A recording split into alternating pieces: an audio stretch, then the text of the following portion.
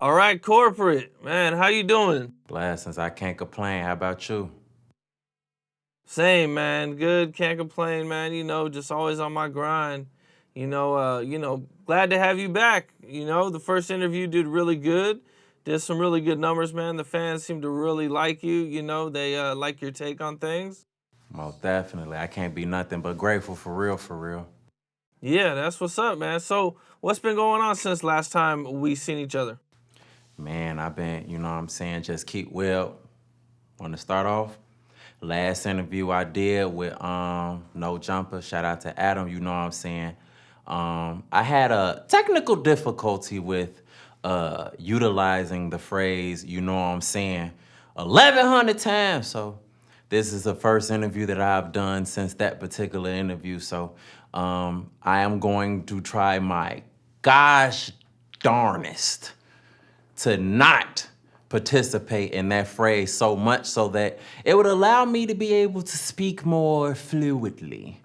So I'm putting forth that effort, you know what I'm saying? Everybody that's watching this video, you know what I'm saying? At the end of it, if you felt like I did a decent job, make sure you drop it in the comments. But I'm finna try my best to, you know what I'm saying, avoid, you know what I'm saying? You know what I'm saying? You know what I'm saying? So yeah, that's what we on. So as far as answering the question in a fluid fashion, I've been working hard, keeping the ball rolling, taking care of my kids, you know what I'm saying? On my mama, one day at a time, on the grade. And just expanding the One day at a brand. time. I've had some decent conversations with some major platforms in regard to taking my productions to a new level. So I've been exploring, you know what I'm saying, that realm of entertainment, but just, keeping it pushing, keeping it moving on third grade. What happened last time with the interview? Did you get killed in the comments for saying that too many times? Look, I didn't, I remember Charlemagne the God, he said something in the interview and he was like, you gotta pay attention to, you know what I'm saying, a lot of the comments from the sidelines because when you in the game, you can't see what's going on. So of course I'm in there, I'm talking that talk, you know what I'm saying, woo, woo, woo. I'm talking that talk, but I didn't peep that I had said that so many times that quite honestly, it took away from the interview. It was a great interview and a lot of people appreciated it, but it took away from the interview with me, you know what I'm saying, utilizing that phrase so many times. So that's something that I'm trying to conscientiously, you know what I'm saying, improve on. I hear you. Well, okay. Well, that's what's up, man. You've been doing your thing for a while, man. You got, I think, over 2 million subscribers now on YouTube. 1.3 million on IG. Black Chicago Be Like is 1.3 million on Instagram. I don't want to mislead the people, and 2.7 million on Facebook. Blessings. gotcha, man. You're killing it, man. Your Black Chicago Be Like series is a huge hit, man. How did all that come together with the Black Chicago Be Like? Well, I spent a little bit of time in South Carolina. Definitely shout out to South Carolina, South Kakalaki. It'd be hot as hell down there for that, right?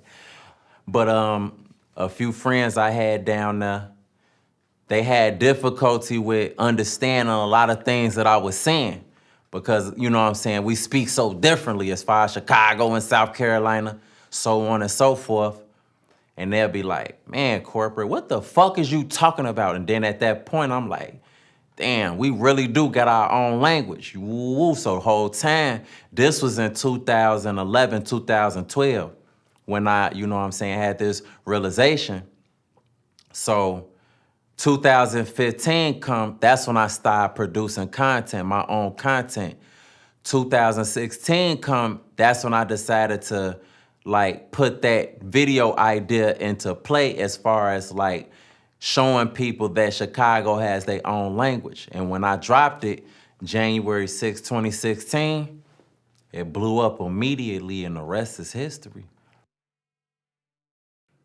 What do you think is like your biggest strength when it comes to making these videos that kind of makes you so successful? It's three things that I keep in mind, and it's also three things that I always make sure to communicate to people that ask me what can I advise them on going forth with their content or whatever they got to offer, and that's consistency, quality, and relatability. You got those three ingredients, you dangerous. So I have to say those three things definitely contribute to my success the most. For that grade. Now that you've been doing this for a while and you've had a lot of success, do you feel like it's easy for you to go viral and to get these views now? Is the formula just like that easy for you?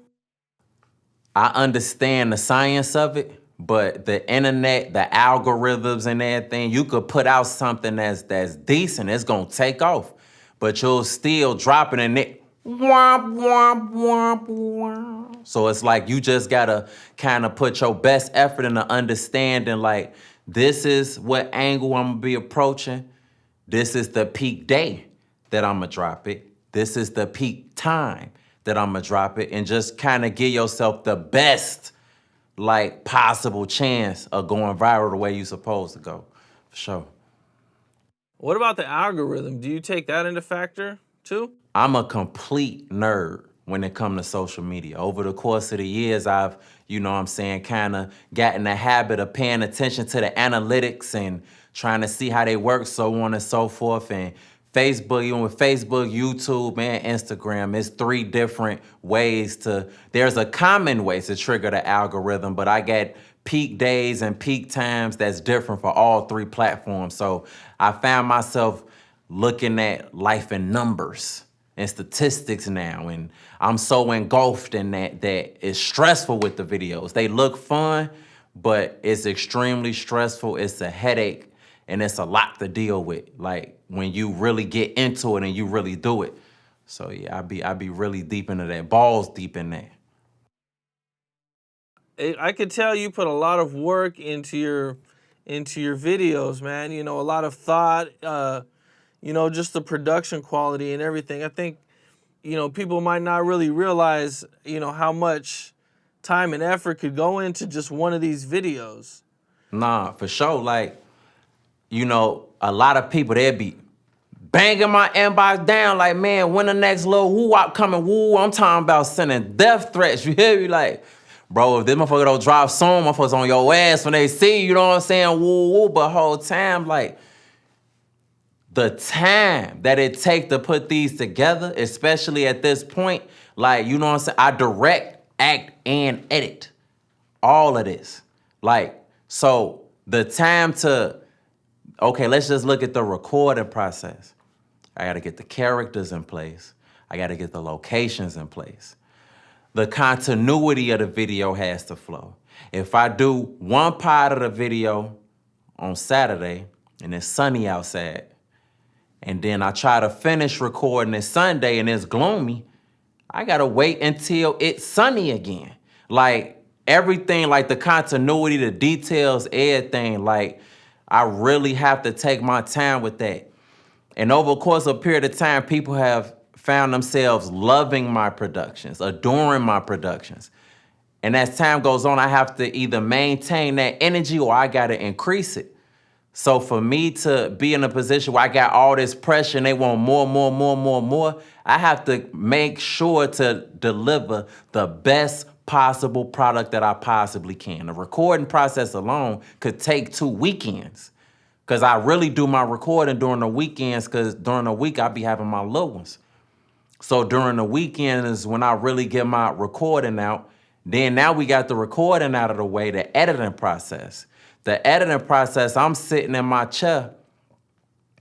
I could be in my chair up to like 14 hours, back to back, just sitting in my office chair. I gotta put the scenes in order. As I'm putting them in order, then I gotta color them. Kind of like within the last year, I've been kind of getting into the habit of playing with the exposure and saturation and the hues and adding LUTs and kind of really giving it that TV feel. So putting the scenes in order and then coloring as I go. Now, mind you, these videos could be anywhere from 15 to 30 to 45 minutes. So that take all day to put that in order. And then also add the graphics, the text messages that pop up, like the icons that pop up, sound effects, the heartbeat that come in when something critical is going on. All that is getting done. Then I go back and narrate. And with the narration, I'm freestyling that.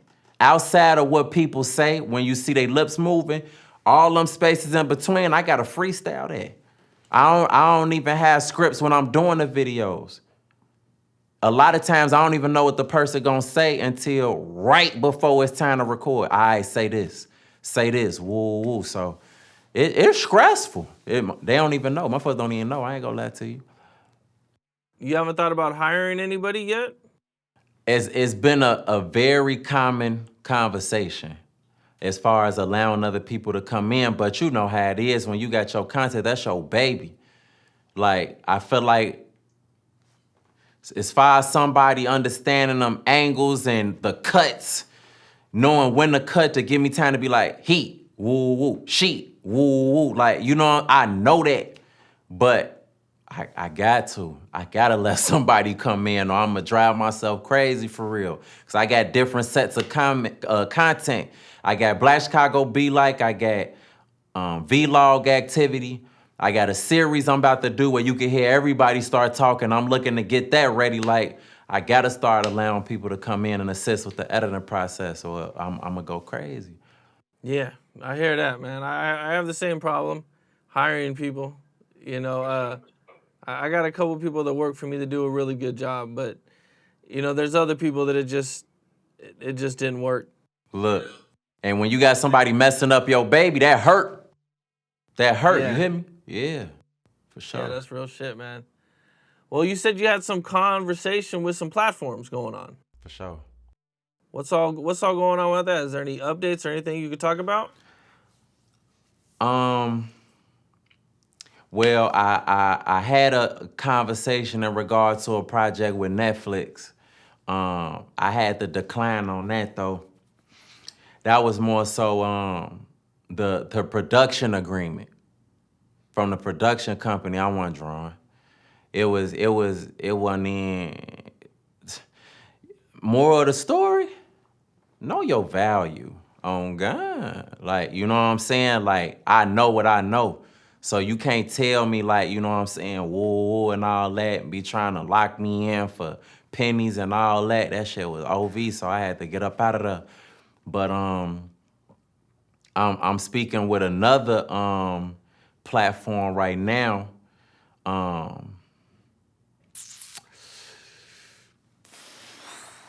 Not too sure if I could say who on like publicly. Some people know right now, but it's a huge platform and they're very interested in Black Chicago Be Like the movie. So we negotiating that right now. So That would be crazy. Yeah. That would be dope, man. Man, a blessing for sure. Hopefully that works out for you, man. That would be big. Blessings. But whole time, if anybody watching this interview, if you know already, you can go and drop it in the comments. It's cool. I ain't tripping. For sure, man. Well, you know, I know you've mentioned before that you don't really look at yourself as a comedian.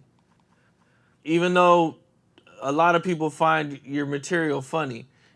Who are some of your inspirations, you know, coming up that you kind of like, you know, looked up to? On the humorous side? Yeah. I ain't had nobody. I was like, everybody that I had that I kept looking up, I was just more so competing with them and trying to be better, like trying to like achieve better numbers. But as far as like somebody that's like, man, I want to be funny like them, nah. I got my own humor for real. You know, rapper like Kanye, music wise, like, you know what I'm saying, I'm his #1 fan. But as far as like people that's humorous, I'm like, man, whoa, nah. Any actors or anybody that you looked up to? Or were inspired by? I mean, it's people that I, like, man, they raw on the actor side, woo, woo. Like, but as far as people I was, looking to emulate or be like or, look up to on the acting side, nah, whole time, I ain't even know I would take off like this in the film for real, for real. It kind of just fell in my lap. I ain't know I would garner this type of notoriety from film. I ain't know that I would be editing. I ain't know I'd be directing. I ain't know nothing. God just kind of sat it in my lap, and I'm like, I say less. You feel? Yeah, that's what's up, man. Well, some of the big news coming out of like hip hop was the Will Smith and Chris Rock slap, and I seen you did like a little skit about it. Which was funny as hell, because you had it like, I think it was like, if Will Smith was from Chicago. For sure. Type of thing, man. So what was your take on the whole situation? Shit, as far as personal, like even with my skit, you know what I'm saying, I ain't really do too much. It wasn't really siding with Will Smith or Chris Rock. It was just like, if, you know what I'm saying, if Will Smith was from Chicago, that's just probably how a Chicago nigga come woo. But as far as like, how I feel about Will Smith getting down on Chris Rock, man, that's their situation. You know what I'm saying? I don't really got too much to say about it, but I just know, I think when I first seen it, I want to say it was somewhere in the 10 o'clock hour, Central Standard Time. I thought it was a old like television cast until I started seeing all the blogs posting it on. Never. I'm like, okay, this rocking so hard.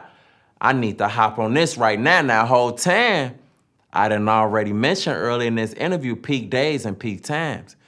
Peak time, I ain't even trying to see past 7 p.m. I ain't really, that's kind of no man's land low. Like, so I dropped this at midnight. It hurt to drop it low, because I'm like, if this do bad, I'm going to be hurt. But it was trending so high, though. It was trending so high. I'm like, I had to make an executive decision.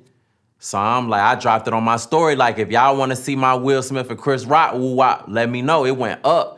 This midnight, I'm like, I'm going to drop it at midnight. I dropped it. Cool.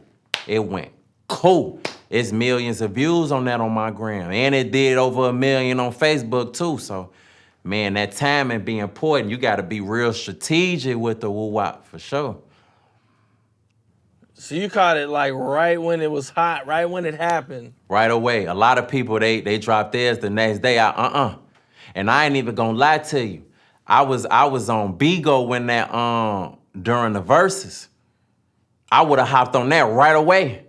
But I was streaming, I was live streaming on Bigo, and I kinda missed it. So I'm kinda mad I missed out on that opportunity for real, cause like I got a little 3-year-old. I could have easily green screened myself. I got my baby right there, and I'm, you know what I'm saying, emulating Ray J whole little demo. But I didn't know right in time, so I kind of hate I missed that opportunity. Yeah, well, man, I mean, it took off, it ended up working out for you, man, pretty good, man. That was funny as hell, too. When I seen it, I was like, okay. For sure, blessings. Well, you've talked about being real passionate about music. Mm-hmm. And I believe you started off writing poetry? For sure, junior year in high school, on God. How'd all that come together? I was always a hustler in school, selling the CDs and the candy, you know what I'm saying, woo. And I'm walking through the halls. I see a little poster on the wall to me. I want to say it was $200 or $250 cash prize for the poetry slam. Now I was money hungry. Any type of money, I was on it. Woo, I see that. I say less. I go home. It's my first time put pen to the paper. under the arranging of the words activity. I put it together. They said it was 3 rounds. I put the first one together. I put the second one together. I think I did the third one like the night before. Poetry slam, come, I get up on the stage. I spit my little woo out. It was called Out Here Around Here. All 10s. I'm like, damn, I had never did that before. I'm say less. Second round come, it was called Why? All 10s. Oh yeah, it's up there. Third round, I don't even remember what the last one was called because I had did it so last minute, and that's why I choked. I'm on stage trying to get it up out of there.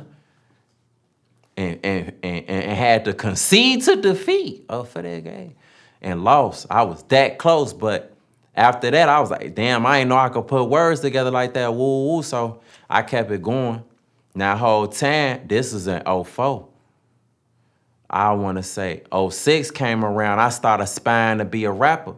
And that's when I came up with my name, Korporate and all that. And that's just because I've always been about business all through life, like selling stuff and just being professional about it, so on and so forth. So I'm thinking in my man, like, what's a name that describes me the most? I corporate. But I'm about business, but I'm different. I'm going to spell it with a K. Ooh. And then I started aspiring to rap from there, and I just been working on my craft ever since. And now it's crazy. When I came up with the name, I was like, Korporate. That shit corny as hell, ooh, but that's what appealed to me. So even back then, I'm like, okay, it's gonna come a point where Korporate, that's gonna be a name that motherfuckers respect. That's a household name, woo. And I work towards it. I wish I remember who told me that. Just so I could be like, you know what I'm saying? Now, like, yeah, Korporate. Well, motherfucker, yeah. That name that was lame as hell, there's some respect behind that motherfucker now, you hear me? Type shit. So it's just crazy how shit play out. You got to believe in yourself for real. So yeah, type shit. What were some of your poems about? Were they about like your life? Exactly. I was always under that act. And that's why when Kanye first came out, when I first heard College Dropout, that's why it touched me so much and inspired me to even start rapping for real, because it was just about life. Like, you know what I'm saying? Like, it was just real. All his lyrics was real relatable. Like, that major that she major and don't make no money, but she won't drop out. Her parents will look at her funny. Like, this is just real. Like, you know what I'm saying? Woo, woo.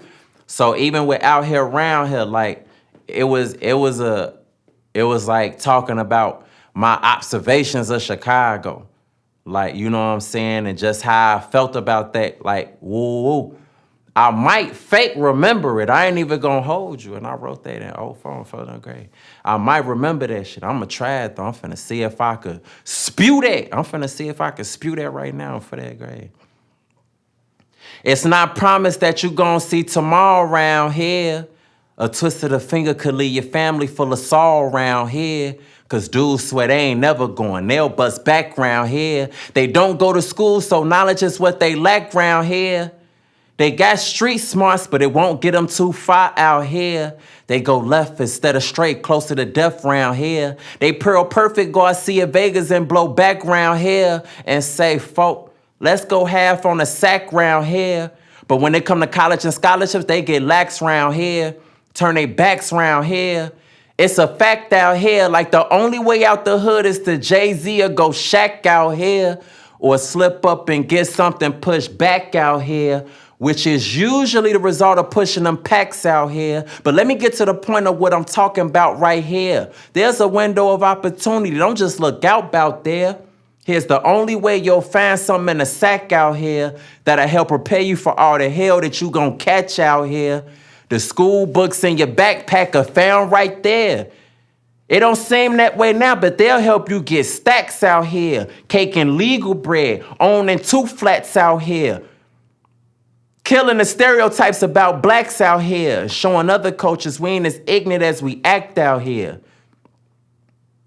And when I need inspiration, I think about that right there. Oh, for that, wow. I really remembered that shit. Oh, for that grade. If you graduated with me from Corliss like in '06, you heard it. If you watching this, like, make sure you drop it in the comments. Like, no, that's damn. The mind is a powerful machine. I wrote that in '04 on my mom. That shit raw as hell from that grade. Man, that's what's up, man. Good shit. Blessings. Damn, that's a long time to remember a poem. You must have practiced it a lot back then, I take it. I did a lot of practice, but see, it's crazy. Like all the brain is a muscle, G. Cause I remember when I was younger and I'm steady, you know, I'm talking about when Rap City, the basement was still like that. And motherfuckers, Jay-Z, he don't even write. Woo woo. Now whole time, I'm get y'all dumb ass out of here, y'all ass lying. Woo woo. Whole time, I stopped writing in '08. And I'm like, damn, this shit real. Like, as far as just mentally composing and woo, like, and just like allowing your brain to really work. I mentally compose the rap and then allow it to soak in like a day or two and then go to the stew and get busy. Or I freestyle right in the booth and remember that. So the brain, like, you gotta work that motherfucker. Like, you feel me? You gotta work that motherfucker. It's just crazy how it works. All while I was just spewing that, I didn't know if I would know what the next line was. Cause I ain't said that in forever. But for that grade, that was that, boy. That was the piece. That was the piece that I composed for that 200 pieces of chicken. Fuck you talking about? I did not, or 250 on the pieces of chicken, but even though I did not rise victorious or for that grade, that's what I came up with, though. Talk to me a little bit about the reasons why you don't like being called a comedian. Whole time, like, I empathize with why motherfuckers be saying that. I put out comedic content, if you want to call it that. But in actuality, I just know how to do that. I just know how to do it, but I'm not that. In real life, I don't even be playing around like that, for real. Like, I throw motherfuckers off when they meet me like, damn, you quiet. Ooh. Ain't how I'm coming. I just know I know what's funny. Whole time, anybody could do that, though. I produce what I think is funny. So if you watch my shit and you laugh, then that means some shit that you think is funny you could do, and that shit a bust. That's pretty much just all it is. And I just add some structure to my shit. Whenever I'm coming up with these video concepts, even with raps and everything and songs, woo, I use the same like strategic structure. And I compare it to that of an essay. How am I gonna bring it in? How I'm rocking in the middle in the body, and how I'm bringing it out. That's the strategic structure of how I be coming up with shit. I'm not doing nothing can't nobody else do. It's just a lot of times motherfuckers don't want to put that work in. They don't want to put that consistency in. And then a lot of times it be motherfuckers not believing in themselves enough. Cause a lot of the shit that I came up with is random as hell. I'm talking about random to the point where I'm telling motherfuckers the idea and they just like, okay. Until I finish that shit and put it together. And that bitch go up. Then motherfuckers like, damn, that shit funny. You gotta really believe, and I believe in my man. Whatever the fuck I say is gold, that shit gold. And can't nobody tell me nothing different. You really gotta have that like mentality in order for you to be able to persevere in that shit. For that grade, oh yeah. I seen that one of your friends asked you if you would do stand-up for Kevin Hart for $2 million. Yeah. You wouldn't be interested. Hell no. How come? Because it's really about standing for what you believe in. I am not a stand-up comedian. That's not where my passion is. That's not where I desire to roam in life. So for me to firmly believe in that shit, but still do it anyway for the sake of financial gain, that's selling your soul. You know, I know what I'm here for. I know what I'm here for, and I know what I got an interest in. And standing on stage trying to make motherfuckers hee-hee on purpose, nah. I don't even like people enough to make them want to hee-hee on purpose. Motherfucker, you know what I'm saying? But that shit OV. But I respect everybody that do that though. That's just not for me. That's a whole different type of monster. That ain't nowhere near as easy as motherfuckers think it is. That ain't nowhere near as easy as motherfuckers think it is. I'm not interested in mastering that skill. I could, don't get me wrong. If I put my mind to it, I'd be just as raw as Dave Chappelle. I feel like I would probably be similar to Dave Chappelle. His shit be having angles like he'll say some shit at the 2-minute mark of his shit and spin that bitch around at the 8-minute mark, spin that bitch back around at the 16-minute mark. Just be fucking you up. Like, woo, I would be like similar to Dave Chappelle, just up there talking my shit, but like just structuring it and delivering in a certain fashion. So if I wanted to do that, I could fuck the game up. It's just not my preference. So for now, I'm Gucci on that. Do a lot of people hit you up about doing stand-up? That shit slowed down because I be turning that shit down. Yeah, I got a comedy show. I could host and be the musical performance for it. Yeah, for sure. But as far as me having like 10, 15 minute set and all that, that shit over with. I could be funny in the midst of conversation, but as far as standing on stage and purposely trying to make motherfuckers laugh, like, hell no. Then motherfuckers standing up there looking at me stupid because my shit not hitting. Then motherfuckers want to talk shit. Now I'm on stage treating shit.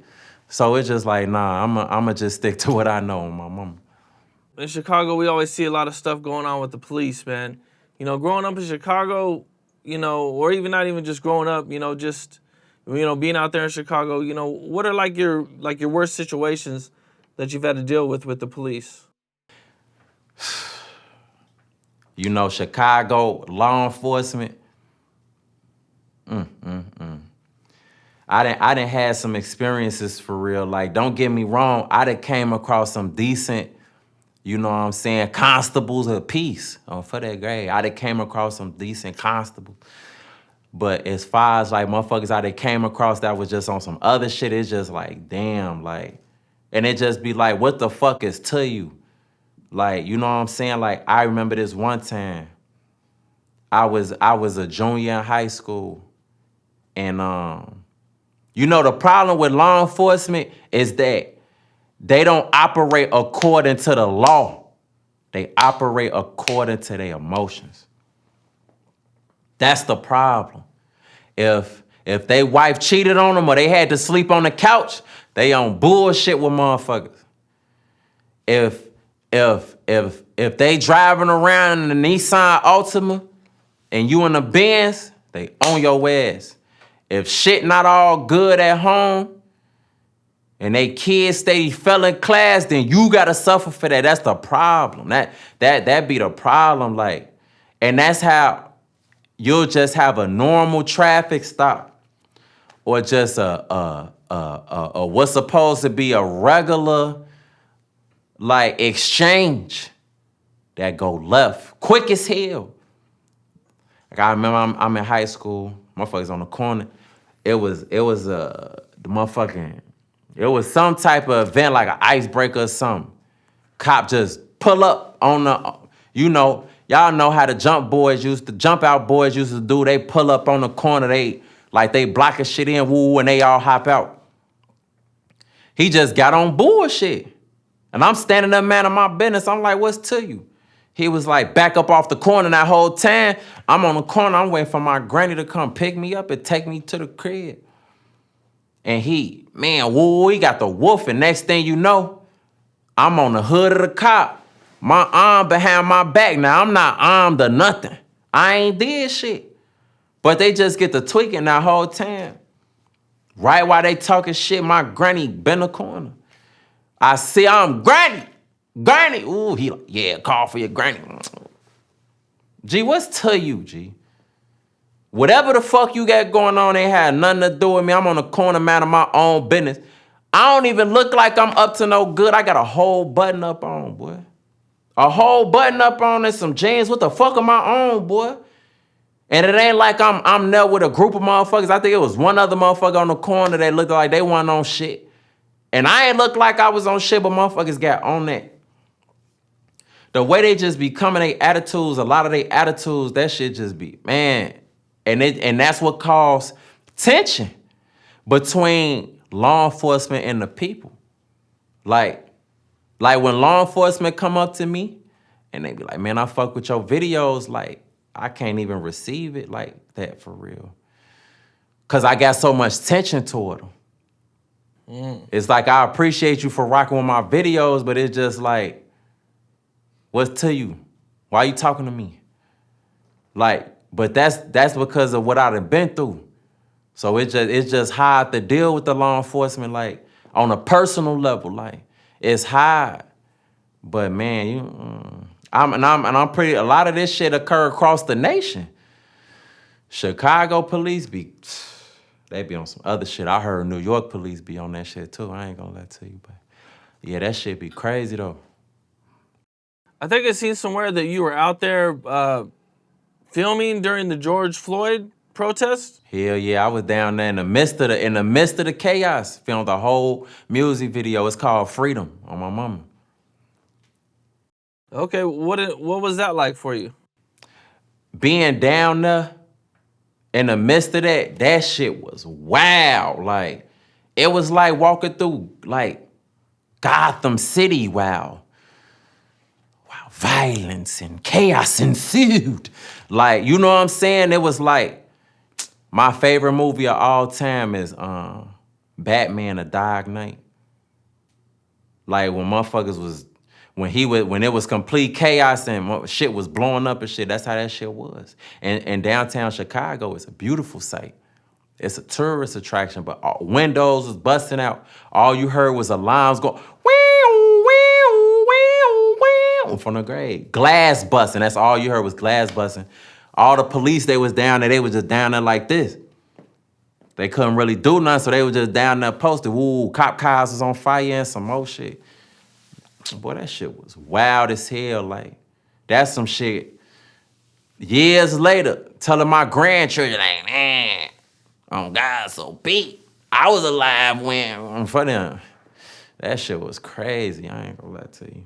I'll never forget that sight and how that shit was. And at some point you seen GDs and BDs working together? That's what I'm saying. Like, it was beautiful down there. It was a fucked up situation to see unity. Ain't nobody had no ops down there, boy. On my mama, everybody was down there trying to come up on their tools and fuse. Fuck your time. You got motherfuckers see they ops. Hey, you good? You need help. Motherfucker trying to get the little shutters up. Man, let me help you, fuck. Woo woo. That shit was beautiful. It would be a blessing if motherfuckers could see that on the regular. But when everybody was down there trying to come up, that was beautiful. That was black excellence. It was fucked up that it was in the midst of looting. Like, that shit ain't cool. Still it ain't cool.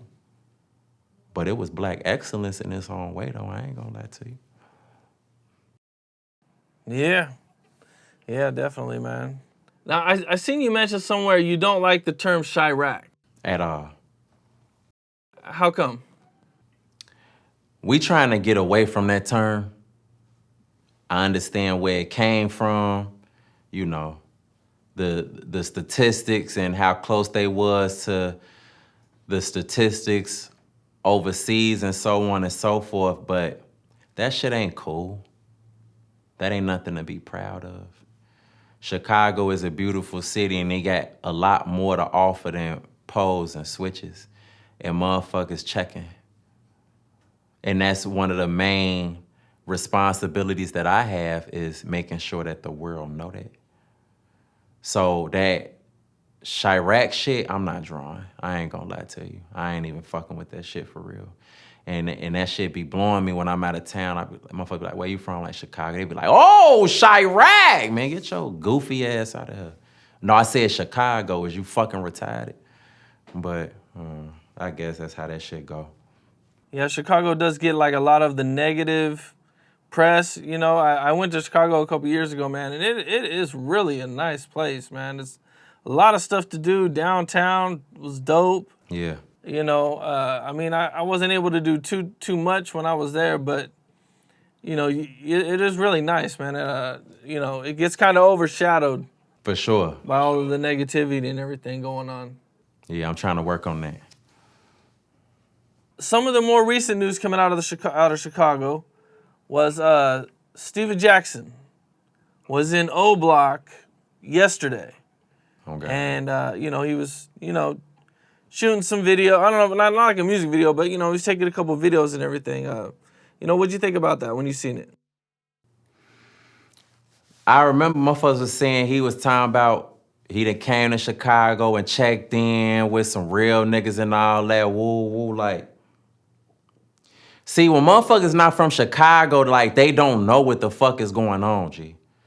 That's why motherfuckers, like, when everybody was talking about smoking on Tuka and all that, and they not from Chicago, they motherfuckers was getting on their ass, like, you know what I'm saying, woo, woo. And then you got motherfuckers that'll come here and get gassed up, like, first of all, this whole checking in thing. Ain't no checking in Chicago. Checking in is checking in with somebody that's a higher up or a big homie. Chicago ain't even a big homie type demo. Everybody wants to be a big homie, and that's one of the things that contributes to the tension here. Cause don't nobody want to answer to nobody. So the motherfucker you think you checking in with, motherfuckers can get on their ass too. Nobody's good in Chicago. Nobody's 100% good in Chicago. I'm not good in Chicago. And Chicago love me. It's a lot of love, but it's not enough love for me to be like, well, I don't got no worries. Hell no. Motherfucker come to Chicago, they can't check in with me. Now, when you come to Chicago, it's really about who you moving around with. If you coming with a goofy that do too much, then you might not make it back. Or motherfuckers don't know how to move around this bitch, like, you feel me? But it's about who you with and how they moving and, they mind state. But as far as like feeling like you here in Chicago and because you checked in with somebody, you don't have no worries, that shit foolish. But see, he not from here, so he don't know that. Ain't nobody to check in with in Chicago. Because whoever you think is a big homie, whoever you think you Gucci with, because whole time, he over there on 64th at King Drive. It's a whole different type of situation just a couple blocks away. Motherfuckers may not be able to save you from that. Or you go somewhere else, and motherfuckers won't be able to save you from that. You could be on 79th and Ashland and check in with them niggas over there. Some lights down, go to 79th and Damon. And this check-in status that you think you had, that shit don't mean nothing over there. But see, that's just how it be. Motherfuckers don't be from here. They don't know how this shit go. And then sometimes motherfuckers will put themselves in a situation they ain't prepared for. But I just got to chalk it up to him not being aware of what's going on here. And he really thought like, man, he woo-woo. And I'm saying this respectfully. This just real nigga activity. I ain't lying. But, I mean, that's just how that shit be, shit, for real. Does that happen a lot? Do people come to Chicago thinking that, you know what I'm saying, like things are going to be cool everywhere they go? For sure. I mean, even with O Block, that's a tourist attraction now. They got a tour, a Chicago tour that be bringing motherfuckers over there. That ain't from here at all. I mean, I don't know. I did a video on O Block before. I'm not good at O Block though. You hear me? I'm not good over there. They fuck with me over there. There's some love in O Block for me, but I'm not good at O Block. Like, you know what I'm saying? Ain't nobody gonna touch you.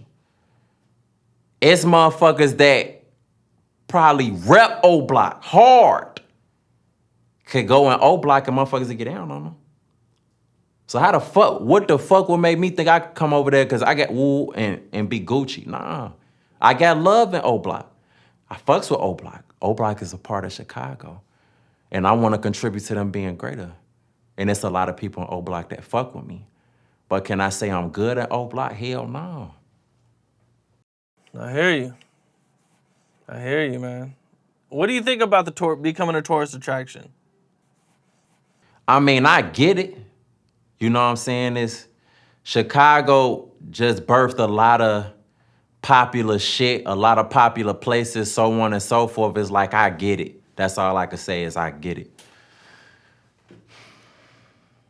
I seen somewhere that you went to college for a few years. For sure. What was that like for you? Central State, that was the first college I went to in Wilberforce, Ohio. It was a new experience. It was my first real, like situation of feeling like I'm on my own type shit. I overindulged. I ain't gonna lie to you. I ain't got nobody telling me to get up and go to class and shit and all that shit. I was in that bitch tweaking. I ain't gonna lie to you. Like, You didn't take it serious? I was smiling and taking it serious, but it was just like, if I'm tired, I ain't going to class. I was trying to go to every party. Like, in college is when I realized about not needing to go to every event, because the same hoes is going to be at every event, shaking ass, waiting to be chose. You feel me? But I was overindulging on just being able to do what the fuck I wanted to do. So, yeah. How long were you at college? I was at Central State for 2 years, and then I came back home. And I was working that summer because I was actually going to move to Cincinnati because I had fell in love with a girl. And then she had a baby, and I wanted to father that baby. So I went, got some money up during the summer, slid down there, was under the stepdad act, trying to do my 1-2, got my ass treated. 30 days later, sent my dumb ass back to Chicago in front of grade. That's how that shit be though. What was like your most memorable time in college? Man, it was so many for real. Like, you know, my homies down there. I had homies down there, my nigga Ralph, my nigga E, my nigga T, my homie Antoine from New York. Man, and just really like getting a taste of like whooping shit. Like, you feel me? Like different little situations and just like getting in there, you hear me? Like, that was like, okay, you know what I'm saying? Woo, woo type shit. So just that whole making lifelong friends type situation and, you know what I'm saying, whooping shit.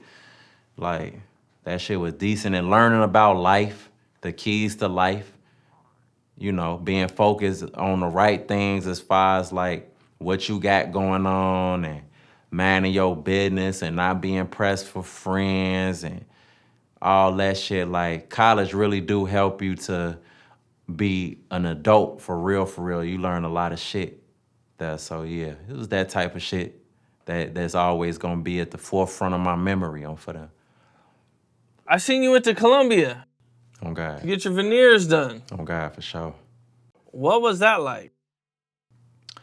It actually wasn't that bad. The only bad part about that shit was being away from my kids, being so far away from them. That shit had me sick to my stomach. Cause it's like I'm far away from them, and I know they miss me. So that was about the only part about that I wasn't drawn. But it was cool shit. Motherfuckers went down. I know they was in war down there when I went down there. They had some tensions going on. I'm talking about motherfuckers on the corner with sticks. Guys, the little army, they suited up. Boy, I'm in my room. Y'all ass tweaking. I'm not finna go sightseeing and all that shit. Boy, I went to where the fuck I had to go. Fuck, talking about. Stuck to the script. But nah, they did me justice though. I ain't gonna lie to you. A lot of motherfuckers is talking shit, but that's how that shit go. I wasn't bothered by that, you know what I'm saying? I know I got decent work in my mouth. Fuck, I know I do. I don't even want to hear all that goofy ass shit. But shit, I play with the people. Motherfuckers be saying my shit. They only have my shit in the lives. They ain't had no small or no medium and all that shit. Like, that's cool shit. I'm still smiling on front of grade. And a lot of motherfuckers that's talking shit, they got motherfuckers missing on the side, teeth missing on the side of shit. They smiling, the wind blowing through the side of their shit, man. Watch the fuck out. Front of. What was the process like getting them? When I went there, the first day is a 2-day process because I got porcelain veneers. Dr. Montoya did my shit. And first day, cleaning, shaving my gums down. That shaving the gums down shit, that shit was quite interesting because they burning your shit down so it could look flat to give it that cosmetic feel. It didn't hurt because they definitely numb my shit up some. But you smell your gums bleeding. I mean, not bleed, you smell them burning. You smell them like, it's like the flesh of your gums, you can smell that shit. And I'm damn. And then they shaved my shit down, woo, gave my ass some chiclets, some skinny chiclets in my shit. And then I had to go back to the room. They sent my shit to the little laboratory for that game and made my shit. And then I came back the next afternoon and they threw them bitches in there. Kind of like, you know what I'm saying, crafted my shit in there, woo, and it was that. I recently heard, though, a lot of times motherfuckers go out there or go get their teeth done, and they don't get their teeth till like a month later. I just heard about that shit. What? Boy, I would have been hurt. I'm doing videos on my shit and they're like, looking like this, boy, I'd have been hurt. I'm blessed to have got my shit the next day. Well, that's what's up, man. How much did it cost you for him? $20,000 situation. Was it worth it? For sure. I don't regret it at all. It took some getting used to. When I was first finished, it felt like I said at one of my mouths, like in one of my raps, I said, in the rap, pardon me if I sound funny, I just got veneers, sucky. I ain't gonna hold you, feel like I got a mouth full of cookies, one day at a time, no doubt.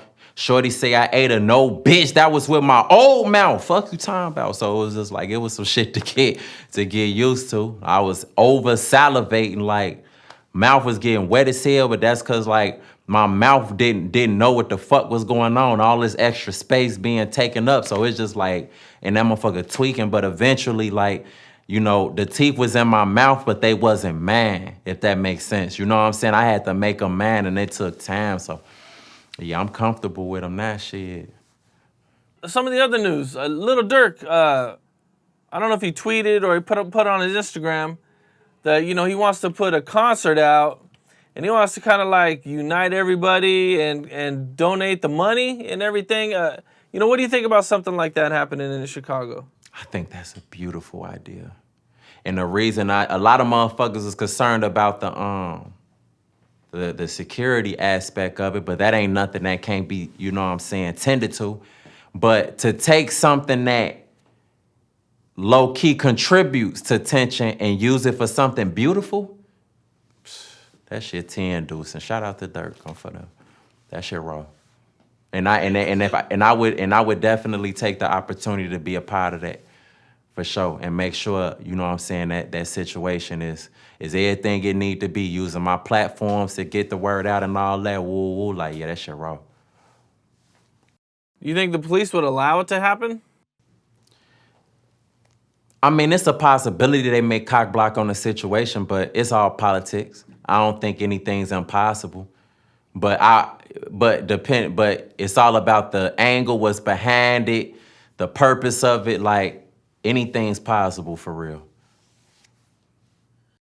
Durk gets a lot of, you know, negative comments and, you know what I'm saying, a lot of haters, man. You know, and, you know, a lot from the fans. You know, fans are kind of like, they say one thing, they say another. You know, he recently had a line, you know, where he's like, y'all tell me to slide, then turn around and clown us. You know, how do you feel about the fans kind of, you know, coming at him so hard? Y'all tell us to slide and then turn around and clown us. That's the line? Yep. I'm assuming that that's in association with the fans pumping up the beef. And then when motherfuckers die, now it's a source of entertainment. That's some real shit. I'm glad that he, you know what I'm saying, put that into the atmosphere. For real. It's a couple people that put that into the atmosphere, actually, in regard to, I seen something recently. I can't remember who it was, but The fans will send you right into a casket. For sure. You got to be smart enough not to allow them to do so. So that's some real shit. Yeah, yeah, man, I hear that, man. I've had this conversation with a few people about the fans, and it's like, they always like got us. If they're baiting you to get into some shit. If you get into some shit, they're laughing at you or they're saying you crashed out. It's a lose-lose situation with sure. them. I wanted to ask you what's some music you're listening to right now? Definitely fuck with Durk. He be talking that shit. I'ma always have Kanye in my Serato. I'm a big fan of Chicago music for sure. Lil Zay, Fat Money, Herb, even local artists, Joel Q. Like myself, I keep myself in rotation. Fuck you talking about? Like Vo. Like I fucks with Chicago music and the realness that come from it, cause I can relate to that shit. I'ma always fuck with Jay. I can't wait till he put some more shit out. I'm normally I'm listening to shit that could put some that can feed my mind. I can't really listen to turn up music like that. You listen to that too much, that shit gon' turn your shit into mashed potatoes. For them. So I be listening to shit that could, like, feed my mind. Like, I be fucking with some shit. I fucks with Fabio whole time. I be listening to him. And Rick Ross is one of my all-time favorites, too. He definitely be painting pictures. So, shit what motherfuckers is painting pictures and, talking that shit. When Drake is on it, I definitely be drawing off of that. J. Cole, woo, woo. Like, I be under that type of act, and that's the type of shit, that's the type of energy I deliver in my music, too. Drake kind of got a lot of, pushback because they said his album was more like a dance album. His last album. Did you get a chance to check it out? Yeah, I didn't get into him with his song. What'd you think about it? Working different avenues and all that, I'm fucking with it. I'm fucking with that understanding. And even with his response to the people, like, we ahead, motherfuckers is ahead, y'all will catch up later. Like, you gotta be focused. See, you can't always listen to the fans. When you know what you know, do your shit. So I definitely, rock with that.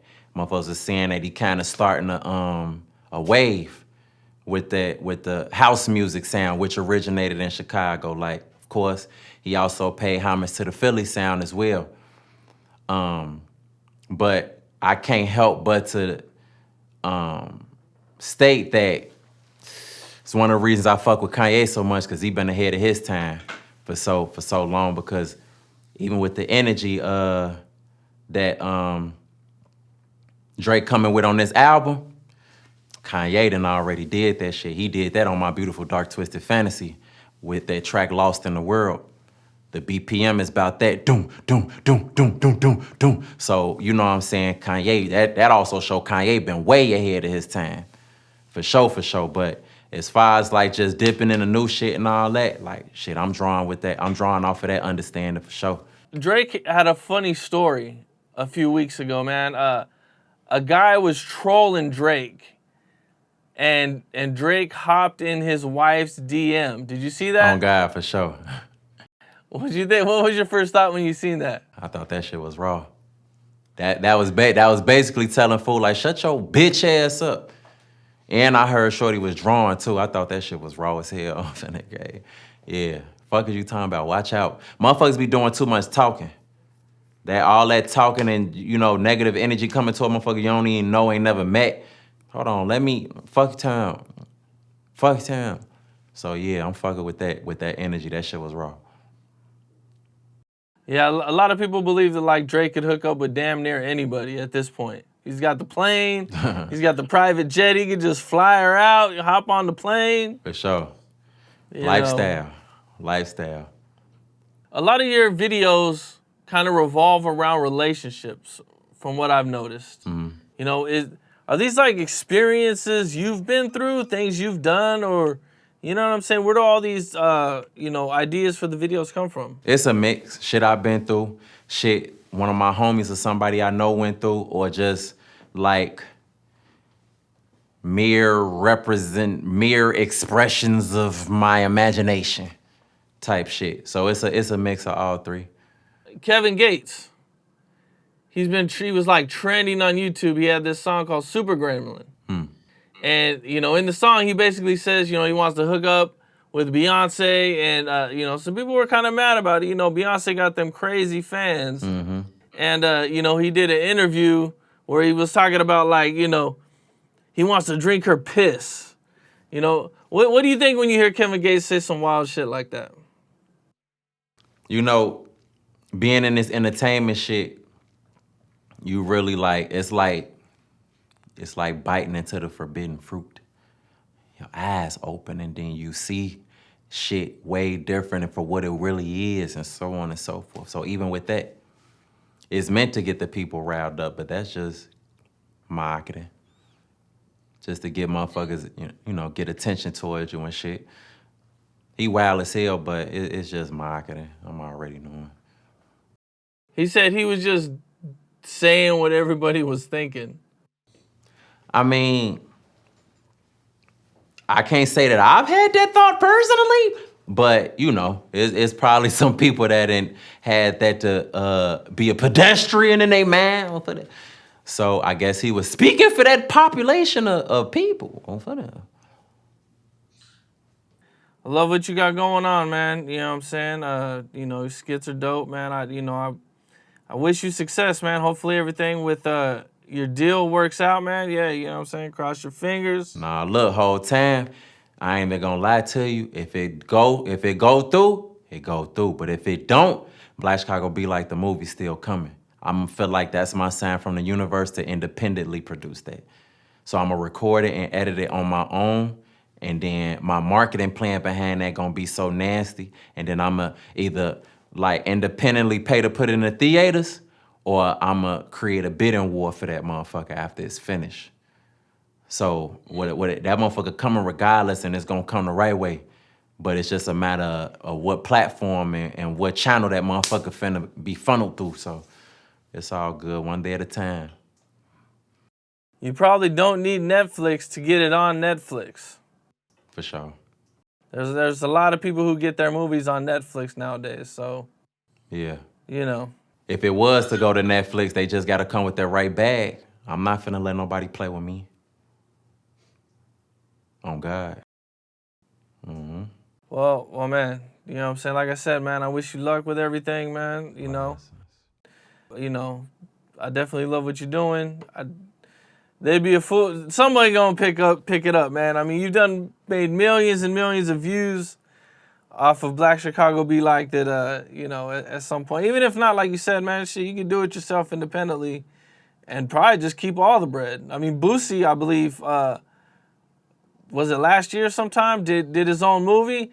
And I mean, he think he made like $1 million the first week or some shit like that, man. For sure. Yeah, look, that's why I ain't got no worries. Motherfuckers know what the fuck going on. I've been putting in work for a while. I only been using my channel since 2018, and I got 450 million views on there. Motherfuckers know what the fuck going on.